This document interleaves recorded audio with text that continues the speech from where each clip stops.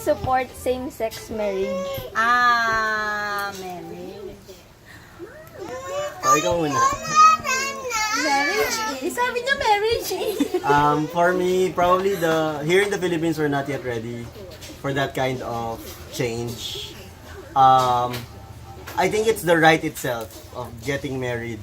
We're not yet in favor of that. But for people who are in love, if they regardless of their sex, their gender, or whatever belief that they have, they can always fall in love regardless of any other situation. But the marriage itself, probably we're not yet ready for that. Do you think it should be legal or not legal for same-sex couple to marry?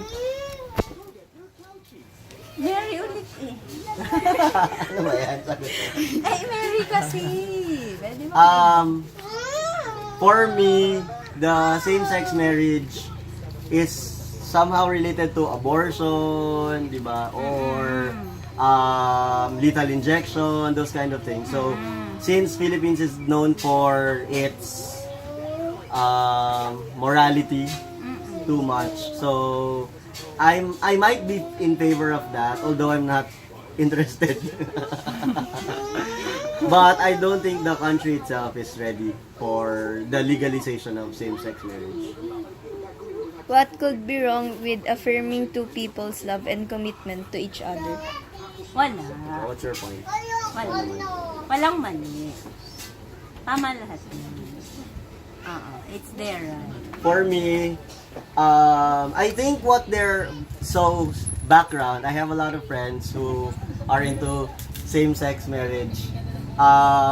Some people wanted it to be legalized because some of them are like properties, business, like their house and lot. So if they don't get married, they don't know how they will separate all those things. So I think they're into that. Part of that is the legality of all of their assets. Aside from that, some of my friends tell me that they wanted it to be legalized because they just wanted it like to serve as bragging rights, that they're legal, that they're married, that they can be in public and say that they're married and all that stuff.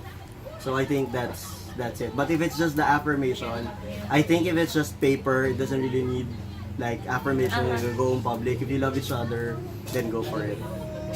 Do same I agree. do same-sex couples make fit parents? That's a very good question. Ang lawa kasi. For me, as long as they are responsible, being a parent is all about responsibility. Yes, and Commitment. the real love to your children, Yes. right? Ah. Some, like the usual male-female relationship, do not even qualify as good parents. Yes. So I think we are not in the position to judge same-sex relation or same-sex partners to say that they're not, just because their situation, they're not good parents. So anyone can be a good parent, anyone can also be not a good parent. Is marriage declared to be strictly between a man and a woman only? I believe in the Bible, yes. It says that male and female, in the Bible that we believe in, I believe that male and female should only be the only individuals that should be married, that should get married. Yes, I agree. Agree. What are the positive and negative outcome if same-sex marriage is legal or illegal in our country? I don't know. Illegal.